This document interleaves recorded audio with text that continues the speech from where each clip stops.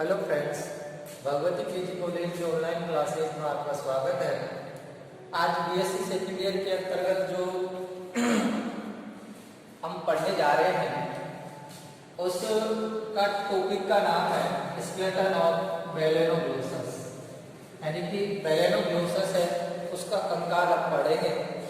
इससे पूर्व के अंतर्गत हम क्या है आपने पढ़ी थी इसमें सीलोम, और सीलोम का मतलब होता है देह हुआ, और इसमें मेलानोग्लोसस में जो अपन ने देह हुआ पढ़ी थी वो तीन टाइप की पढ़ी थी।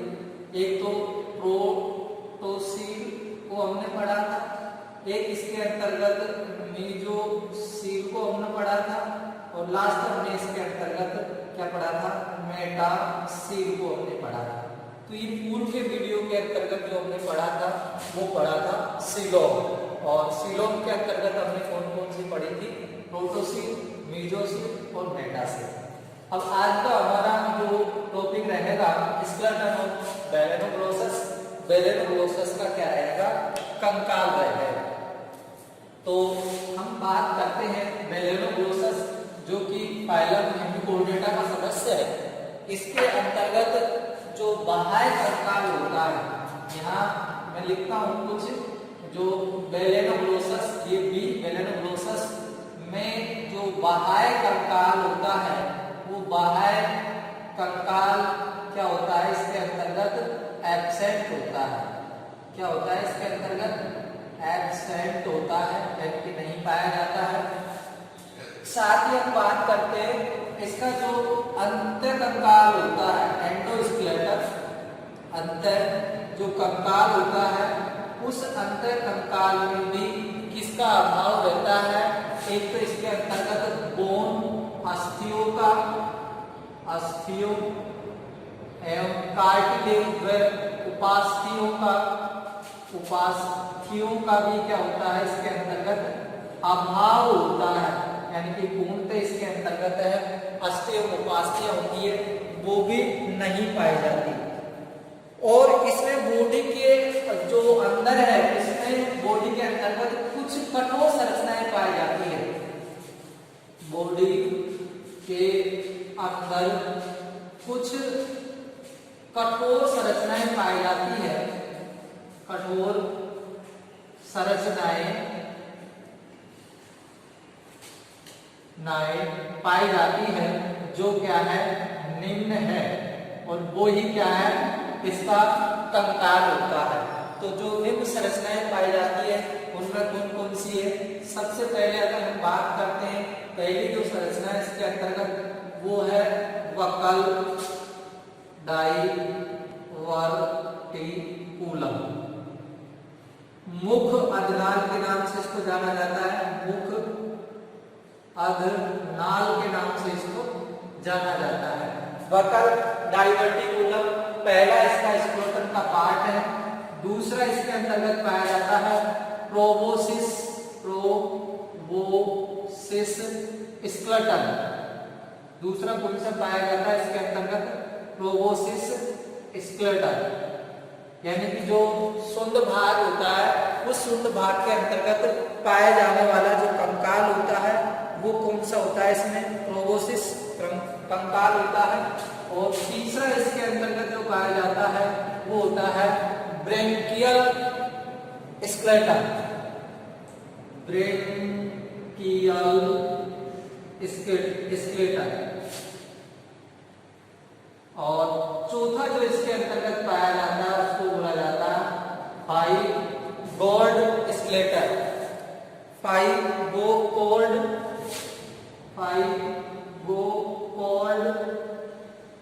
स्क्लेटन,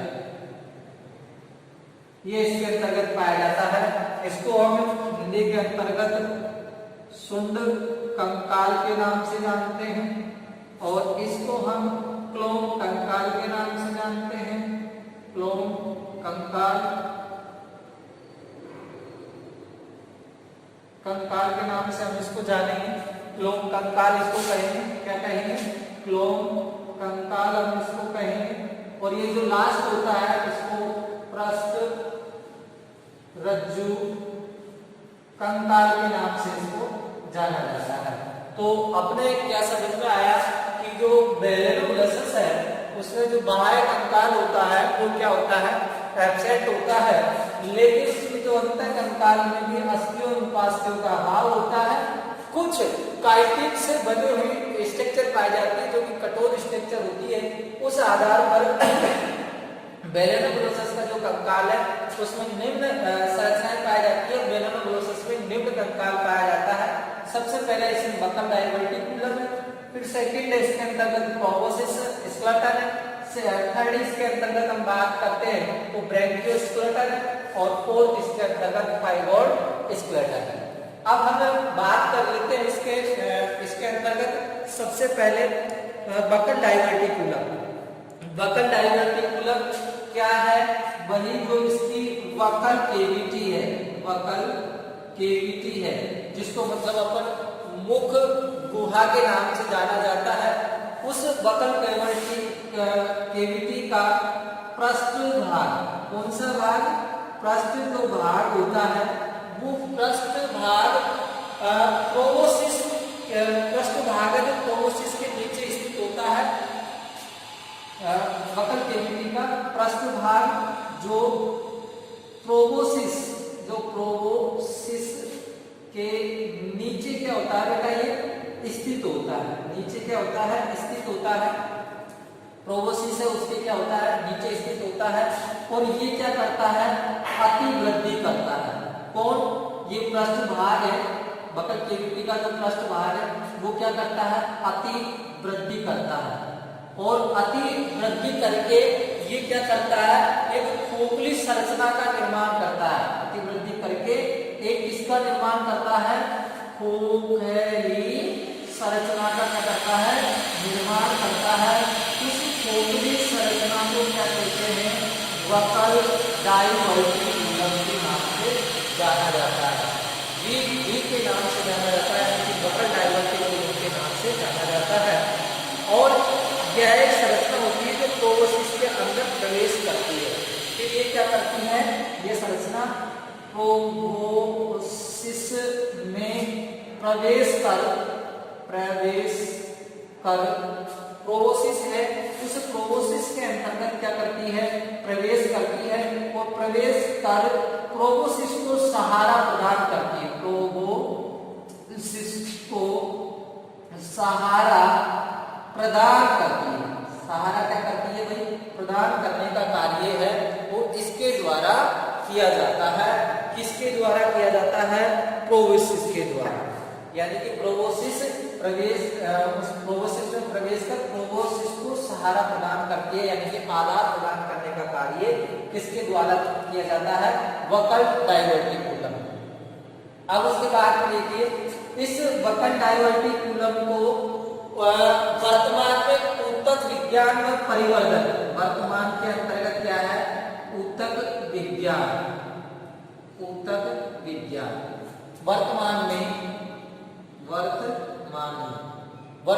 क्या है, ऊतक विज्ञान व परिवर्धन विज्ञान या परिवर्धन क्षेत्र, परिवर्धन के आधार पर ऊतक विज्ञान एवं वर्तमान में ऊतक विज्ञान में परिवर्तन के आधार पर इसे क्या कर दिया गया है कि संघ कोर्डेटा में पाए जाने वाले नोटा कोर्डेटा से भिन्न रूप है। संघ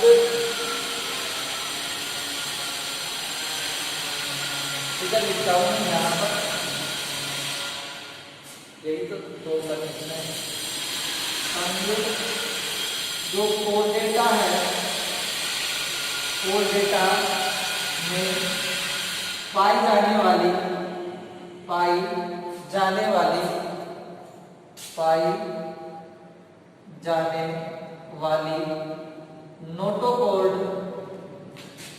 नोटोकॉर्ड का भिन्न रूप है। और इस भिन्न रूप को क्या नाम दिया गया, बकल डायवर्टिकुलम। इसमें कुछ वैज्ञानिक इतिहास है। वेटसन ने इसे पृष्ठ रज्जु कहा था, वेटसन ने इसे पृष्ठ रज्जु कहा था। फिर उसके बाद में लीडी जो वैज्ञानिक आए थे उस लिनियेसुर, इसका नाम है विली जो वैज्ञानिक थे, उन विली वैज्ञानिक ने इसको क्या कहा? मुख रज्जु। फिर उसके बाद में आए थे हाइमन, और हाइमन ने इसे क्या नाम दिया था? वक्र डाइवर्टिकुलम नाम दिया था। जो हाइमन आए, उस हाइमन ने इसको क्या नाम दिया था? वक्र डाइवर्टिकुलम। ये जो क्या है हाइमन, और हाइमन ने इसको क्या नाम दिया था? वक्र डाइवर्टिकुलम ने इसको नाम दिया था। तो एक बार दोबारा से देखेंगे कि बकल कैविटी या बकल डाइवर्टिकुलम, जिसको मुख अधनान के नाम से जाना जाता है, ये होता क्या है? जो बकल कैविटी का पृष्ठ भाग होता है, जो कि कहाँ पाया जाता है? प्रोबोसिस के नीचे पाया जाता है। तो ये जो बकल कैविटी का पृष्ठ भाग अतिवृद्धि करता है और एक संरचना बनाता है, और ये संरचना क्या करती है? प्रोबोसिस को आधार एवं सहारा प्रदान करने का कार्य करती है, और इस संरचना को ही बकल डाइवर्टिकुलम के नाम से जाना जाता है। और साथ में इसमें कहा गया है कि ऊतक विज्ञान एवं परिवर्धन की दृष्टि से इसको क्या कहा गया है? सब कोर्डेटा में जो पाए जाने वाली मोटा कोड है, उससे भिन्न रूप दिया गया था। किसको? बकल डाइवर्टिकुलम को। भाई बेलेनोग्लोसस है, उसको क्या है? कोर्डेटा का सदस्य मानते हैं। उस कोर्डेटा का सदस्य मानने का कारण क्या था? इसमें बकल डाइवर्टिकुलम। कुछ वैज्ञानिक ने, जैसे बेडसेट वैज्ञानिक ने बकल डाइवर्टिकुलम को पृष्ठ रज्जु कहा, जो कि कोर्डेटा का कैरेक्टर है। विली ने इसको मुख रज्जु कहा था। तो इस आधार पर इसको संशय चल रहा था बेलेनोग्लोसस को यानी कि कोर्डेटा में रखने का, वो आधार क्या था? Buccal diverticulum. फिर उसके बाद में हाइमन वैज्ञानिक आए और उन्होंने कहा कि ये संघ कोर्डेटा में पाए जाने वाली जो मोटा कोड होती है, उससे एक भिन्न रूप होता है, और उस भिन्न रूप को बकल डाइवर्टिकुलम कहते हैं। इस आधार पर इसको कोर्डेटा का जो दर्जा प्राप्त था, उस दर्जे से इसको क्या है?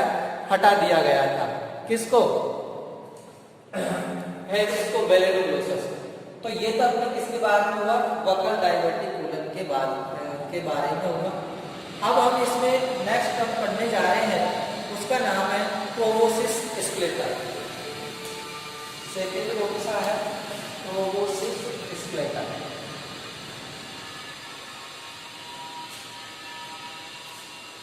बकल डाइवर्टिकुलम हो गया।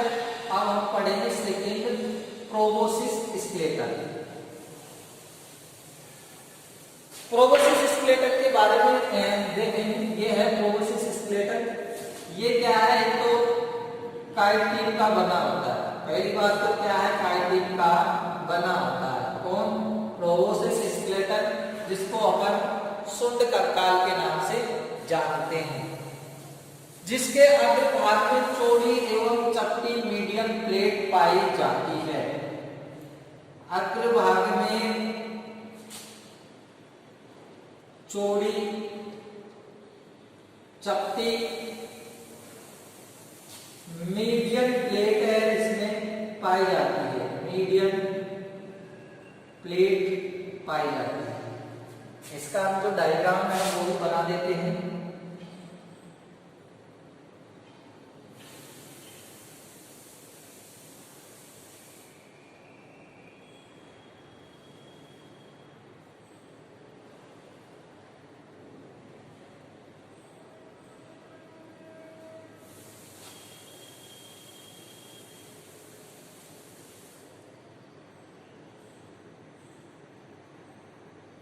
ये क्या है?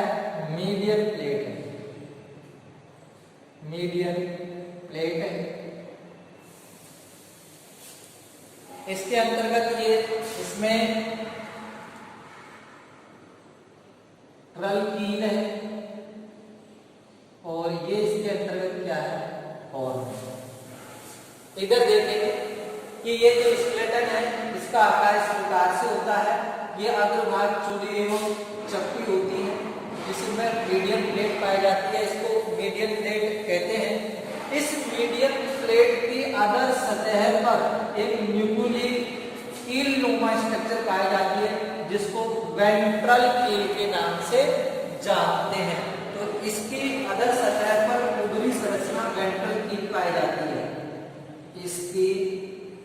अधर सतह पर वेंट्रल की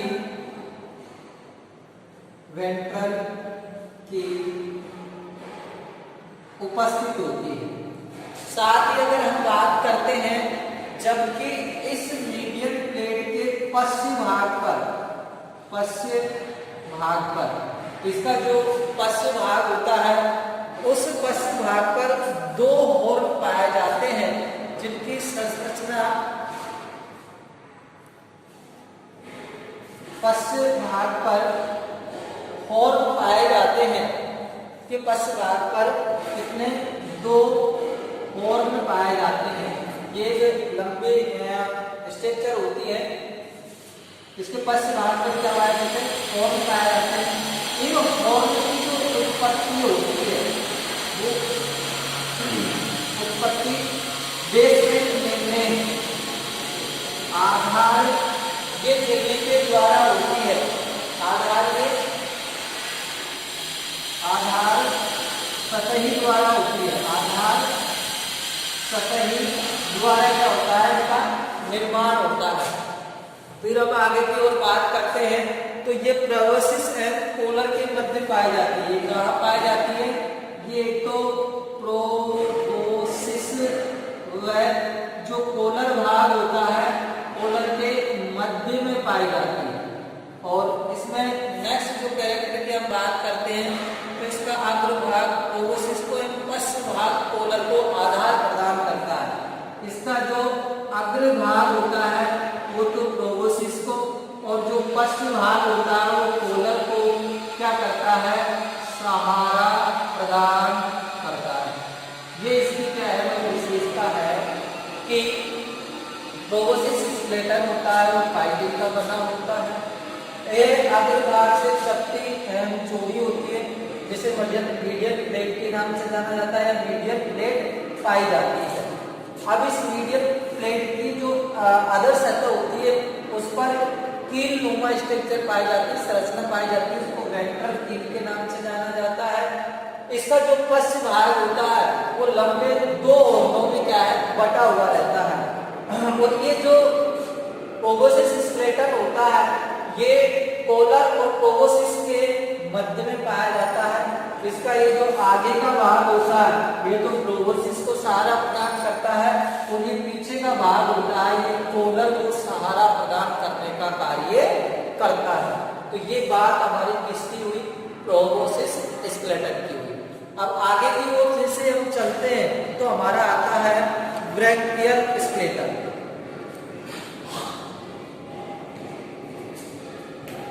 नेक्स्ट स्प्लेटन का नाम क्या है? ब्रैकियल स्प्लेटन। ब्रैकियल स्प्लेटन के बारे में देखेंगे भाई। क्लोम कंकाल के नाम से जिसे जाना जाता है, ब्रैकियल स्प्लेटन जिसे अपन बोलते हैं, तो ये ब्रैकियल जो स्प्लेटन होता है, ये सबसे पहले तो जो बैलेनोग्लॉसस है, उस बैलेनोग्लॉसस के जो गिल होते हैं, उन गिलों को सहारा प्रदान करता है। सहारा प्रदान करता है। जो ब्रैकियल या नाम से स्पष्ट कर रहा है, तो जो क्या करेंगे? ब्रैकियल यानी कि जो गिल होते हैं, उनको सहारा प्रदान करने का कार्य किया जाता है। क्लोम कंकाल में अंग्रेजी के एम आकार की काइटिन कंकाल की सलाखाएं पाई जाती है। यानी कि जो आपका ब्रैकियल, ये क्या है? स्प्लेटन। बीएस ब्रैकियल स्प्लेटन। बीएस ब्रैकियल स्प्लेटन में अंग्रेजी के एम आकार, जो अंग्रेजी है, उस अंग्रेजी के एम आकार की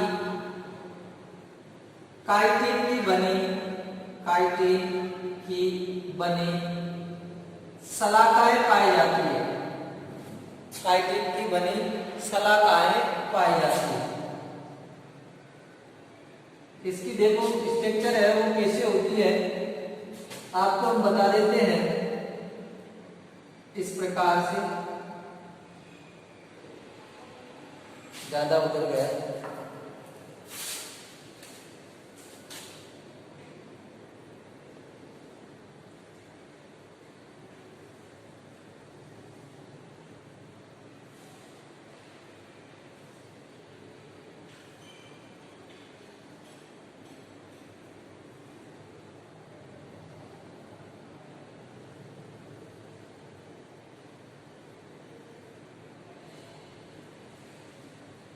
ये इस प्रकार से अंग्रेजी का जो एम होता है उसके आकार की इसके अंतर्गत क्या पाई जाती है, शलाकाएं पाई जाती है। इनको तो रोड, इनको तो कहा जाता है रोड कौमुबार, रोड ऑफ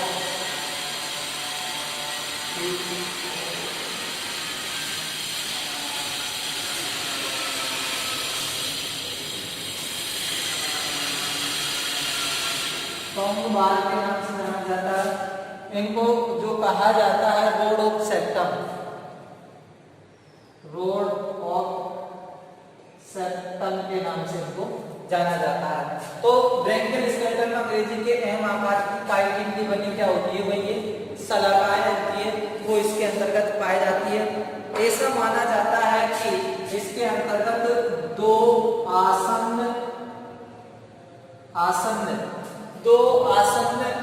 उल्टे यू आकार की शलाकाएं, उल्टे यू आकार की शलाकाएं इसके अंतर्गत होती है।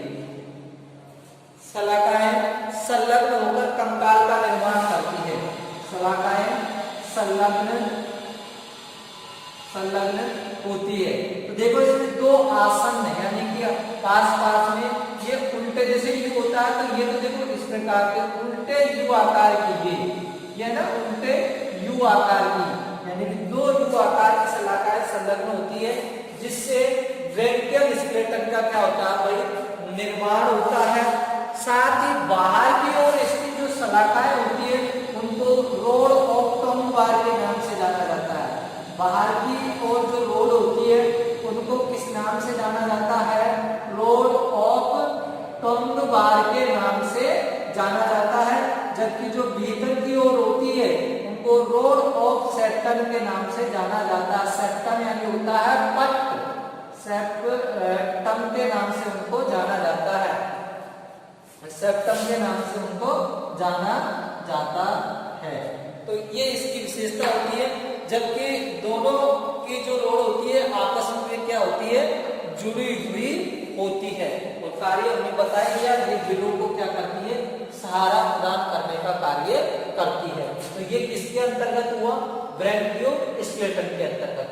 अब लास्ट हमारा जो इसमें स्केलेटन बचा है उस स्केलेटन का नाम है फाइवोइड स्केलेटन यानी कि पृष्ठ रज्जु। अब पृष्ठ रज्जु के बारे में हम देखते हैं कि पृष्ठ रज्जु कहाँ पाया जाएगा। तो ये पृष्ठ रज्जु जो पाया जाएगा ये कोलन क्षेत्र में पाया जाएगा, उसमें क्षेत्र के अंतर्गत पाया जाएगा। तो वेलेनोग्लोसस के अंतर्गत और देह भित्ति और अंत के मध्य पाए जाने वाली संरचना पृष्ठ रज्जु कहलाती है। क्या कहलाती है, वेलेनोग्लोसस है।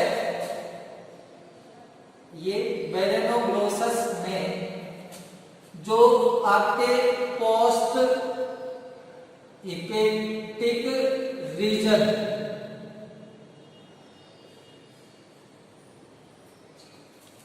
पोस्ट इपेटिक जो रीजन क्षेत्र होता है उस रीजन क्षेत्र के अंतर्गत है ये, मतलब फाइवोइड स्केलेटन यानी कि पृष्ठ रज्जु कंकाल है वो क्या है भाई, पाया जाता है वेलेनोग्लोसस में। पोस्ट इपेटिक जो रीजन है और देह भित्ति एवं आंत्र के मध्य पोस्ट इपेटिक क्षेत्र में बॉडी वॉल व इंटेस्टाइन के मध्य उपस्थित जो शलाकाएं होती है, शलाकाएं को क्या बोलते हैं, इनको फाइब्रोकोल्ड बोलते हैं, यानी कि इनको पृष्ठ रज्जु के नाम से जाना जाता है। साथ ही इनकी जो कोशिकाएं होती है उन कोशिकाओं में, इनकी जो कोशिका है कोशिकाओं में रिक्तिकाएं पाई जाती है, यानी कि रिक्तिकाएं सेल्स होती है, रिक्तिका कोशिकाएं इनके अंतर्गत पाई जाएगी। और ये जो है इसका कार्य होता है पोस्ट इपेटिक रीजन को सहारा प्रदान करना। कार्य क्या है, पोस्ट इपेटिक रीजन को सहारा प्रदान करना इनका क्या होता है कार्य, पोस्ट इक्वेटिक रीजन होता है। इस क्षेत्र के अंतर्गत क्या है ये सहारा या आधार प्रदान करने का कार्य करती हैं। और वर्तमान में इसके क्या है अन्य कार्य ज्ञात नहीं है। और अगर इसकी हम संरचना की बात करते हैं तो इसकी जो संरचना जो बनी होती है वो किस प्रकार से बनी होती है, कुछ इस प्रकार से होती है इसकी संरचना। ये इस प्रकार से इसकी संरचना होती है।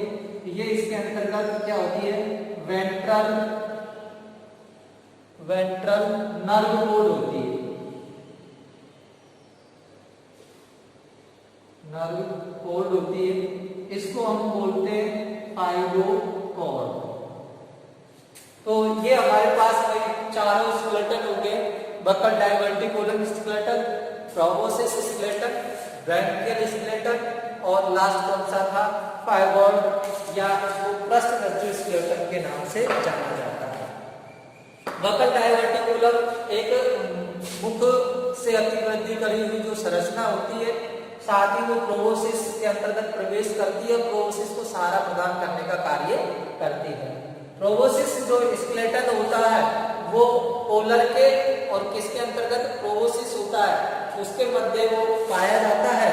साथ ही प्रोबोसिस जो स्केलेटन की हमने बात की तो प्रोबोसिस स्केलेटन के अंतर्गत होता क्या है कि उसमें मध्य प्लेट पाई जाती है जिस पर भी आकार की कील पाई जाती है, साथ ही नीचे दो होल पाए जाते हैं।